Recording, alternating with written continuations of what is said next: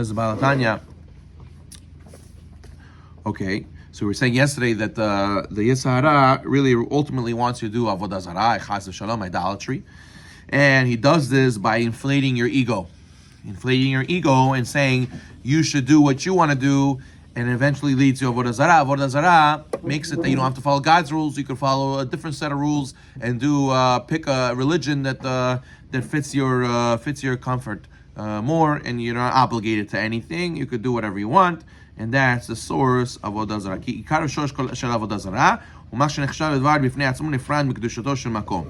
And we said yesterday the Sitra Achra is devoid of God's energy. Even this that they suck from the holiness and the life force that Hashem sends to this world, it doesn't become part of it. It just gets a very, very minute amount to keep it alive.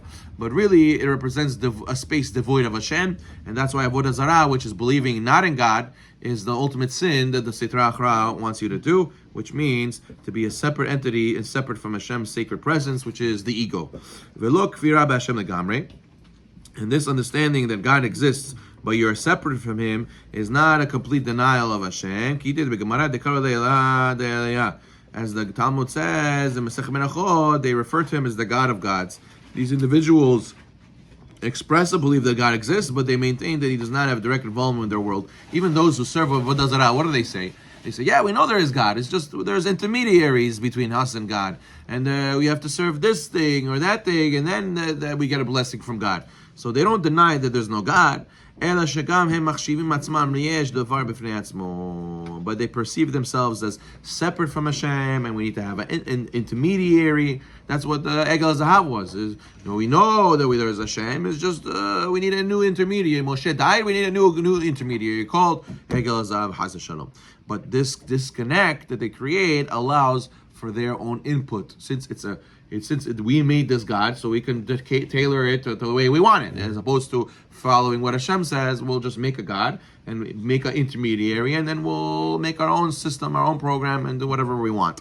As we know, the Masechet Sanhedrin says the reason they made Egel Zahav is in order they had an intention that this new God, this new intermediary, will make it that arayot are permitted. Because when Moshe Rabbeinu told them that you're not allowed to marry certain relatives, they started crying, like Mara says. So now Erev Rav found a chance to make their own intermediary Egel Zahav. Their whole intention was in order to make it that the arayot, forbidden relationships, were permitted. So you see, the whole root of avodah zarah is to do whatever I want, is in order to feed my ego. Right? So therefore he says, and in this way they separate themselves from God's holiness, and they make themselves look as if they are separate from Him. So idol worship really means turning away from Hashem. And really, idolatry is the service of the self. It's serving what you want to do and pleasing yourself as opposed to pleasing Hashem. So the whole idea of holiness and connecting to Hashem is the opposite, is nullifying yourself, nullifying your ego, being humble, nullifying yourself and doing what Hashem says. And therefore, it's funny, Hashem created us as if we're like separate from Him. We're imperfect, He's perfect. We have to emulate Him, we have to nullify. Hashem created us as something, and we have to make ourselves a nothing again, and make ourselves subsumed into Hashem's holiness. Therefore, the negative forces are called divided mountain peaks, the Zohar says, because they represent division, as opposed to those who are batel to Hashem, nullified to Hashem, connected to Hashem, surrendered to Hashem. Those are the holy ones.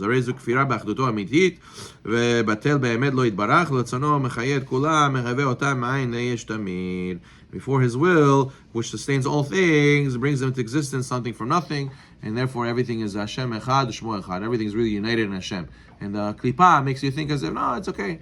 You be separate from Hashem. And what's the ultimate type of talk that leads to avodah zarah? A person says, "Oh, Hashem doesn't make money for me. I make money. I go to work. It's not Hashem who fought the war for us. We have missiles and we have tanks and we have soldiers. We won the war. What do you think the war will win by itself? We have." Now you could say you did ishtadut, but Hashem ultimately made you successful. But the ego and the Yetzer Hara wants you to think, no, you don't need Hashem. You can be successful without mitzvot. You can be successful without doing Hashem's will. Because as long as you have yourself, you rely on yourself, that's it. And then you get a rude awakening when Hashem has his ster panim, when Hashem hides his face, and then he says, go figure it out yourself. You can't. You see, you do need me, and therefore Hashem doesn't do that all the time. He doesn't reveal himself all the time or hide himself all the time because he needs to give a test for the entire world. Okay, we're up to chapter 23. So now he says, now we can understand what it means in the Zohar. The Zohar says that the Torah and God and really Israel is all really one. What does that mean? They're all really one. I thought the Torah is one thing and Hashem's another thing and the Jewish people are another thing. What does it mean they're all really one? So he says, the Tikkun Zohar says that the Ramach Pikudid Inu Ramach Ivarin de Malka. The Tikkun Zohar says the 248 positive commandments are the 248 organs of the king. That the mitzvot are the innermost will of Hashem and his true desire. Which means to say that if you want to go and know Hashem, you got to study the mitzvot. And through the mitzvot, you realize the ultimate will of Hashem, and you learn to think and act and be like Hashem. So it comes out that Hashem wants us, created us to be like Him, and He did this, He told us to do this via the mitzvot. And Hashem says, you don't know, you can't just know me. Hashem, what does Hashem mean? What does it mean to be like Hashem? Hashem is a lot of things. So Hashem says, here, I give you a prescription. Take this prescription, do what it says over here, and you will become like me. You will become close to me, and we'll be one. And we'll be united. So that means that Hashem, the Torah, and the Jewish people are really one. Which means that our goal is to be as close to Hashem as possible. And the way we do that is the Torah. The Torah is the instruction and the ideas and the thoughts of Hashem, and through studying that, we'll become more and more like Hashem. So therefore, you give tzedakah, you learn to be merciful like God. You go and you don't look at inappropriate things, you learn to have might and gevura to do the right thing. And every single mitzvah, you learn Torah, you study about every mitzvah. That's why Torah learning is the greatest mitzvah, because then you understand the mitzvah the most, and you'll be able to be more like Hashem because you understand the meaning behind the mitzvah. So therefore, that's why the 630 mitzvot, there's 613 ways to connect to Hashem. And the mitzvot represents Hashem's will dressed in olam hazeh, because the will of Hashem is a very lofty thing, and how can you connect to it in olam asiyah? So Hashem made it that it gets milubash in a maaseh mitzvah. It gets dressed up in a mitzvah, in a worldly act, and through this we unlock the innerness, which is the spirituality and the understanding of HaKadosh Baruch Hu.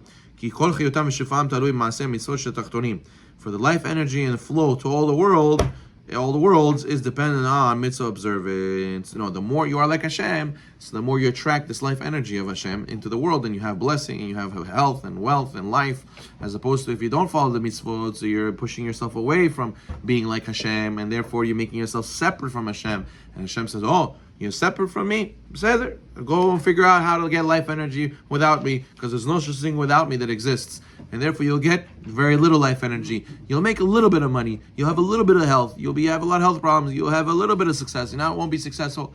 As opposed to if you do the mitzvot, you attract the energy to Hashem, from Hashem. Kenoda, as it knows, as we know from the Zohar, it's known. The Zohar says, whoever connects to Hashem and performs the mitzvot, he upholds the entire world. Because of him, energy comes to this world. And through